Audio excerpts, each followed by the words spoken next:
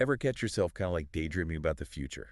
You know, like really daydreaming. Mhm. Picturing how AI could just rewrite all the rules for your career or for creativity or just like everything. Hmm. Well, that's what we're diving into today, turning those daydreams into, well, maybe not a plan, but like a much clearer picture. Okay. We're jumping into issue #54 of the Synthetic Work newsletter. Yeah. And let me tell you, they do not shy away from the big questions. Oh, really? Yeah. And this reader question, I got to be honest, it stopped me in my tracks. Yeah. They asked, what can I actually do in the face of this whole AI revolution? Hmm. Like not just survive it, but actually thrive. Right. And luckily, this editorial, it like breaks it down in a way that's, I don't know, it's insightful and surprisingly practical at the same time. Well, that's good. It's definitely refreshing to see a discussion about AI that skips the whole will it or won't it debate and just dives right into the good stuff. Right. And one of the most interesting things that this editorial tackles is this rise of autonomous AI agents. Okay, before we go full sci-fi here, Right. what exactly are we talking about when we say autonomous AI agents? Yeah. Is this like my Roomba finally like achieving sentience and plotting world domination through, strategic vacuuming? Not quite, Okay. although I'm sure somebody out there is working on that. Right. But in the simplest terms, just think of it as software that can not only perform tasks, but it can actually figure out how to complete them with very minimal human input. Okay. And you remember that AI software engineer, Devin? Devin. Yeah, that does ring a bell. But Yeah. honestly, there's so much AI news these days, it's hard to keep track. Yeah. Refresh my memory. Why was Devin such a big deal? Well, Devin was actually picking up gigs on freelance platforms like Upwork Oh, wow. and actually delivering the work, Yeah. coding, debugging, the whole 9 yards. And it wasn't just like following some pre-programmed instructions. It was actually taking on tasks that would normally require a software engineer. Okay. Now I'm getting a little nervous Yeah. because I use AI to help with writing all the time, but coding an entire project, that's a whole different ballgame. And Devin is just the tip of the iceberg, honestly. Well, Just in the past few months, we've seen this explosion of these agents. Like, you've got Cradle mastering video games, you've got Agent One Vision from Hyperwrite actually interacting with computers visually. Hold on, AI playing video games? Yay. I thought that was just for, like, those humans are doomed documentaries. Right. Like, what's the bigger picture here? Why should I care if some AI can outshoot teenagers in Fortnite? Because these examples highlight a really, really crucial shift. It's not just about if AI can do these things, but how well and how we even measure that. Take something like Design 2 code, for instance. It's this project that basically turns design mockups into working code. Wow. And these types of benchmarks tell us that AI isn't just mimicking anymore, it's starting to demonstrate real proficiency. Oh, yeah. And that has huge implications for how we even think about the future of work. Okay, so we've got AI agents doing tasks that used to require, actual human expertise. Mhm. That's a lot to process already, but the editorial doesn't stop there, right? Yeah. It dives into, this other whole layer of this AI evolution. Self-improving AI models. Right. And this is where things get really interesting. It's one thing to have AI doing our jobs. Right? But imagine if that AI could get better at those jobs. Right. Or even master new ones without any human intervention. Yeah. It's like the self-improvement kick we all dream of, So you're right? telling me, I would love to be able to download expertise like that. Yeah. But seriously, how is that even possible? Well, you're already using a very primitive version of it in your own work. Really? That prompt enricher that you were talking about. Yeah. In your Comfy UI workflow for creating AI art. Yeah. That's AI subtly improving AI output. You know what? You're right. I never even thought about it that way, but it makes total sense. Yeah. I give the AI a basic prompt and it rewrites it, but it makes it easier for the image generator to actually understand. It's like having an AI editor for my AI artist. Exactly. Now amplify that concept to a much larger scale. Okay. So you've got a company like Sakana AI, and they're using this really fascinating technique. It's called evolutionary model merge. Okay. And they're essentially applying the principles of natural selection to AI models. Mm. So imagine these models competing, combining, and the most successful ones merging to create even more powerful offspring. Wait a minute. So AI is running its own science experiments now, Yeah, evolving without needing a human to guide it? pretty much. I don't know if I should be impressed or terrified. Yeah, it's certainly a lot to unpack. Yeah. But the potential here is enormous. Okay. The editorial kind of suggests that this could lead to, like, an explosion in AI development. Forget about humans being the bottleneck. The only limitation might be computing power at that point. So the more computing power we throw at it, the faster it evolves. Essentially, yeah. That's incredible. And a little bit intimidating, if I'm being honest. But before we spiral into an existential crisis here, let's maybe shift gears just a little bit. Okay. We've covered the what of these AI advancements, but what about the so what? Right. What does all of this actually mean for us? Yeah. For our careers, for our lives? Right. That's precisely what we're going to get into next. The editorial lays out two main perspectives on how to navigate this kind of AI-driven future. You've got the techno-optimists, and then you've got the techno-pessimists. And surprisingly, both sides offer some, like, remarkably similar advice. All right, so we've kind of established that AI is, like, evolving at this breakneck pace, right? It's Right. doing more, it's learning more, and honestly, it's making this whole future of work thing feel less like a distant concern and more like a train, like rapidly approaching. Yeah. But here's the thing. I'm not really hearing a whistle, you know? Yeah. More like this exciting hum of possibility. I don't know about you. Yeah, I can see that. Yeah, and the editorial seems to agree. As they dive into these two camps, Yeah. the techno-optimists and the techno-pessimists. And what I thought was really interesting is they both kind of arrive at the same conclusion. Yeah. Hedge your bets. It's almost as if, regardless of your outlook, like the most strategic approach is to just acknowledge that AI has this transformative potential and to figure out how to work with it, not against it. So less humans versus robots and more like humans plus robots. Right. But what does that actually look like in practice? Yeah. Let's break it down. First up, the optimists. Paint me a picture. Are we talking robot butlers and a 3-day workweek utopia? Well, the jury's still out on those robot butlers, but the editorial's take on the techno-optimist perspective is a little more, I guess, nuanced than that. Yeah, they see a future where AI is streamlining our lives, potentially opening up these new avenues for both work and leisure, but their key piece of advice is to really focus on reskilling, and not just in the ways that you might expect. Reskilling. It's a word that gets thrown around a lot these days, but honestly, I feel like people here learn to code and they just tune out. Right. Give me some concrete examples, like what kind of reskilling are we actually talking about here? Well, the editorial highlights some really fascinating examples. So think about like a filmmaker. Okay. So instead of just learning traditional filmmaking, they might start exploring virtual production inside of something like Roblox, using AI tools to really push creative boundaries. Or you could even think about somebody in the legal profession. So instead of being intimidated by these AI-powered legal research tools that are popping up, they could become an expert in leveraging those tools to analyze case law, identify precedents, essentially just supercharge their efficiency. Okay, so it's not just about like switching careers entirely. It's about adapting the skills you already have to work in tandem with AI. It's like instead of fearing the robot chef, you learn how to program its recipes. Precisely. And for those of you out there with kids, the advice gets even more interesting. Oh no, what? Should I be worried? The editorial suggests encouraging them to actually explore professions that are just now emerging thanks to AI, careers that we can't even fully comprehend yet. Okay, so instead of like dreaming of being a doctor, my kid now wants to be an AI-augmented healthcare specialist. Exactly. Or an AI ethics consultant, or a personalized learning experience designer. The possibilities are both exciting and a little daunting, to be honest. Yeah, a little bit. Okay, so reskilling, embracing the unknown, got it. Right.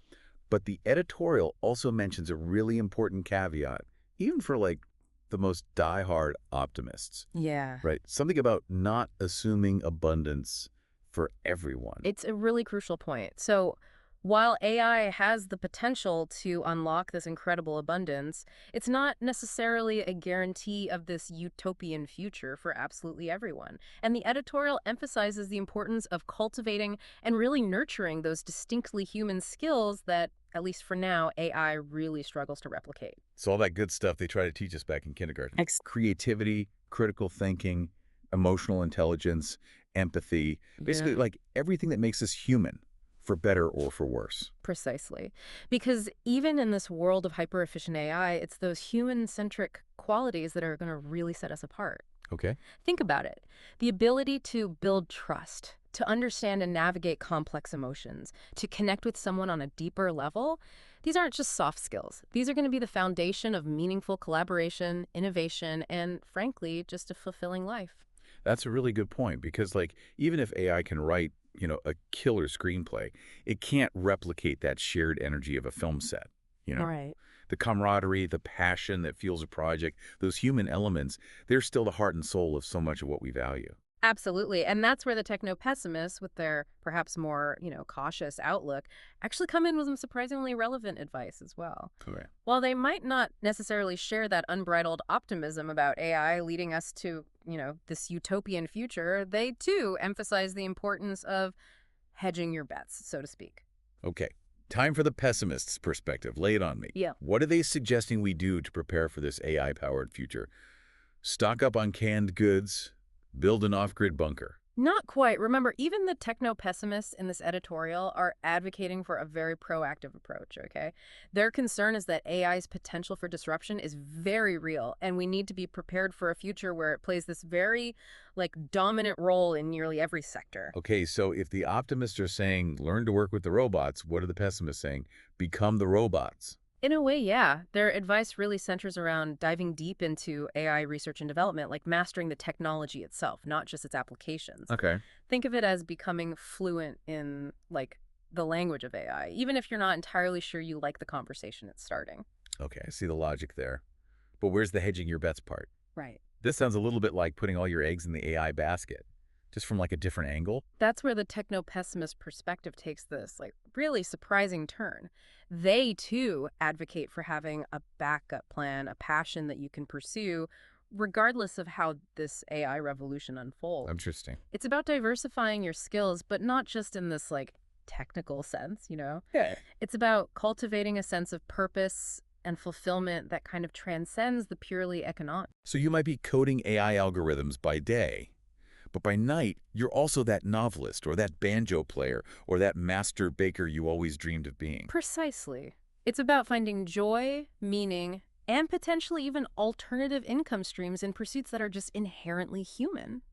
It's about acknowledging that, look, while AI might change the game, it doesn't have to dictate the entirety of our lives. I have to say, that's a surprisingly uplifting message coming from the so-called pessimists, Right. who knew that prepping for the AI apocalypse could involve so much baking and banjo music. Right? But hold on, the editorial doesn't stop there, does it? Not at all. Okay. It wouldn't be a true deep dive if we didn't explore this real diversity of perspectives.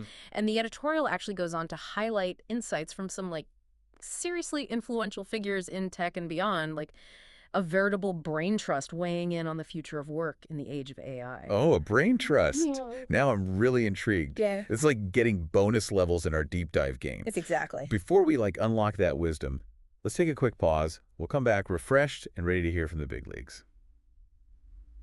All right, we are back for the final act of our, AI-powered deep dive into the future of work. Right. We've got the optimists, we've got the pessimists, Right. and their shared wisdom of hedge your bets. But this editorial didn't stop there. It's like they knew we'd be craving even more, right? Yeah. Yeah, they definitely deliver. They bring in insights from some seriously heavy-hitting thinkers, people like Jensen Huang, he's the CEO of NVIDIA, and Yuval Noah Harari, the historian. He wrote *Sapiens*. Okay, now that's some serious intellectual firepower. Yeah. Let's start with Jensen Huang. So NVIDIA, they're the ones behind a lot of the tech that makes AI possible in the first place, right? Right. So he definitely has skin in the game, so to speak. Absolutely, and his perspective is fascinating. He's basically saying, don't just learn to code.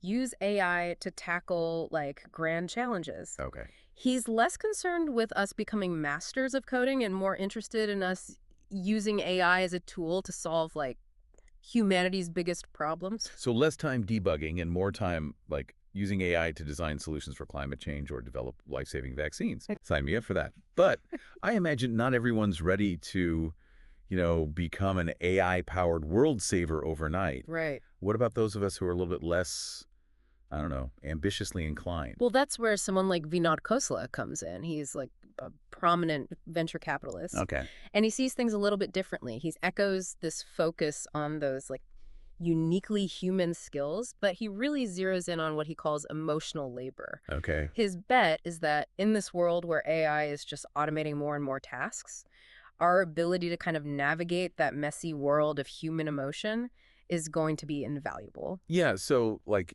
AI might be able to diagnose diseases with Yeah. like incredible accuracy, but it's still got a long way to go when it comes to, I don't know, understanding empathy, compassion, Right. or even like the nuances of human communication in the first place. Exactly. And Khosla sees that gap as our advantage. Hmm. Even in a future where AI is everywhere, there's going to be a need for people who can build relationships, who can understand unspoken cues, who can provide that like human touch that, let's face it, AI just hasn't quite mastered yet. I don't know. I can't really imagine a robot like Yeah. offering therapy sessions or leading team building workshops, Right. at least not anytime soon. Right. But speaking of understanding, like the human condition, our next guest brings this whole other level of insight. Yeah. Yuval Noah Harari. What's his take on all of this?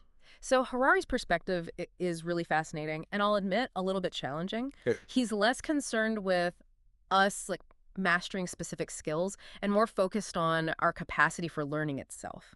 His argument is that in a world that's being reshaped by AI, the ability to learn, unlearn, and relearn is going to be absolutely paramount. So he's basically saying the only constant is change. Right.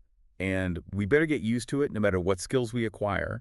There's a good chance that AI is going to come along and revolutionize them sooner or later. Precisely. It's not about becoming like this expert in any one thing. It's about becoming an expert at adapting, at embracing new information, and just constantly evolving your understanding of, the world around you. That's a skill set that no AI can replace. It sounds daunting, but also kind of exhilarating at the same time. Right.